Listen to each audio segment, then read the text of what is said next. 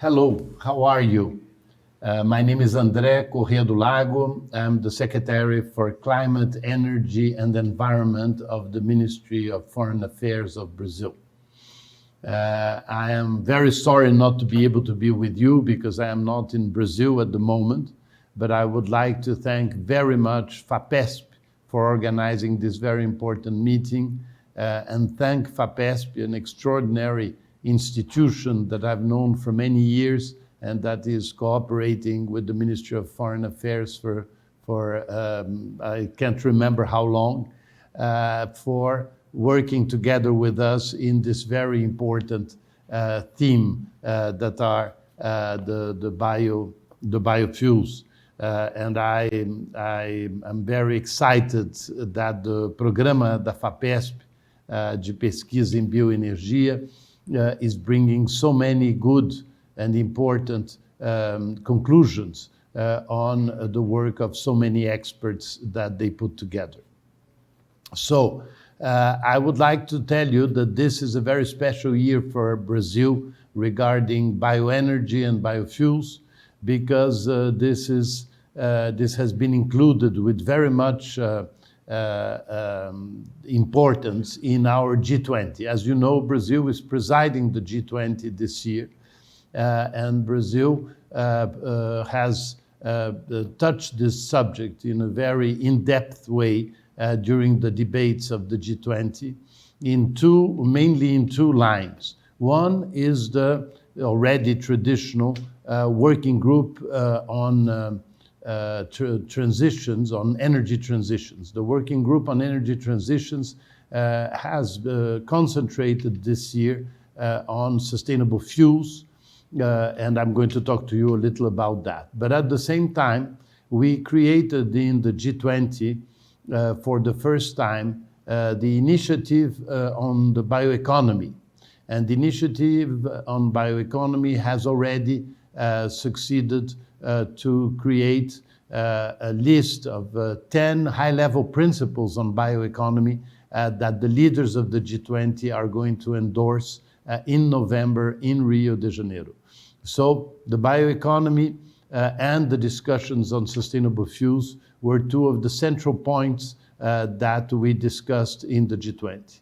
As you know, President Lula decided that the G20 would concentrate on two main themes. One is the fight against poverty, and on the other side, the fight against climate change and towards sustainable development. And obviously, the energy transition is one of the most important themes of today's debate on climate change, and this subject naturally has to come with the concept of the just transition. We cannot have a transition that will create new social challenges, even more for the poorest and the most vulnerable. So on these discussions, I have to tell you that one of the great cooperations we had was with the International Energy Agency that produced two landmark reports for the G20. One of these reports is the carbon accounting for sustainable biofuels, and the second is towards common definitions of sustainable fuels.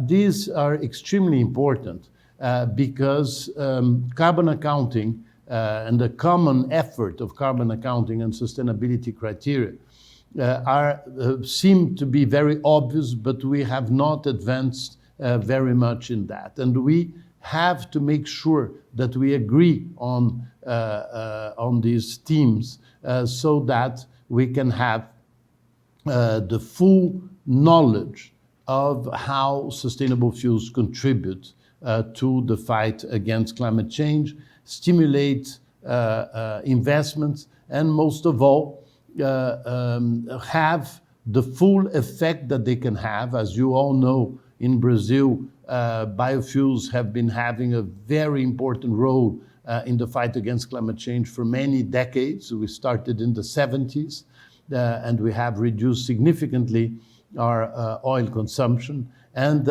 now that Brazil is also an oil producer, an important oil producer, we continue with this program because this program makes sense from the economic point of view, from the climate point of view, and naturally from the fact that it creates jobs and it develops technologies with the help of FAPESP that are extremely important and that Brazil wants to share with the rest of the world.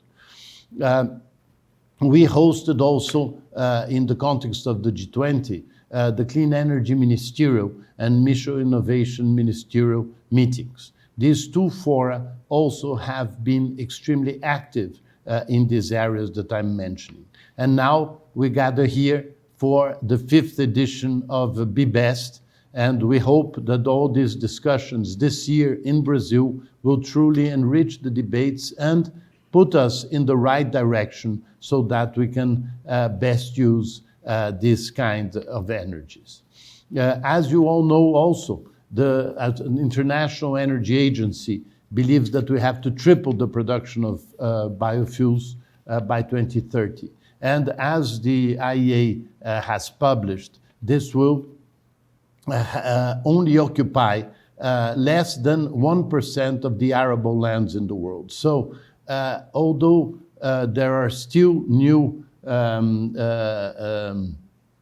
debates on fuel versus food, this is the more we discuss that with experts and with scientists and with academics during the G20, the more we saw that this is completely far from the reality. The FAO also has published this year reports on the issue of food production, and biofuels are not at all an element that complicates the possibility of having enough food for all.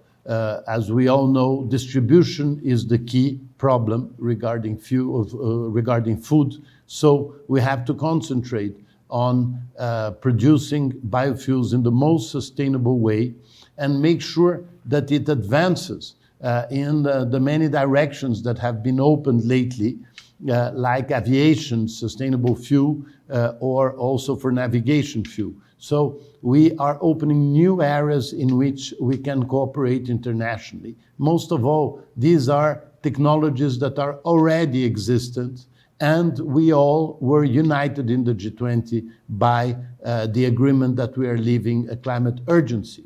And if we have an urgency, and if we agree that we have few years to be able to change the course of the emissions towards avoiding 1.5 degrees increase, we have to use the technologies that are existent and the technologies that favor developing countries, because that is where naturally consumption is growing, because fortunately the fight against poverty is also a positive evolution. So biofuels already have enough technology, already have enough experience, already have enough cooperation for us to be able to contribute to the fight against climate change. So I believe that we have always to remember, as I already mentioned, that the low carbon economy must be an inclusive process. We cannot forget that we need the social dimension very strongly in those discussions. And I believe that what you're going to discuss is going to be a great contribution to that. Obviously, we're going to continue on discussing also hydrogen, the derivatives and hydrogen-based fuels and the fuels. And this is also a theme that Brazil is extremely concentrated on.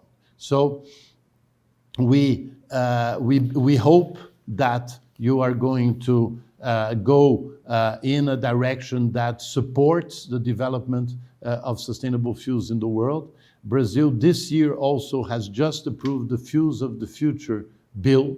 President Lula signed it last week, and this is also another dimension that we could achieve thanks to Brazilian science, thanks to Brazilian academics that have advanced in this direction.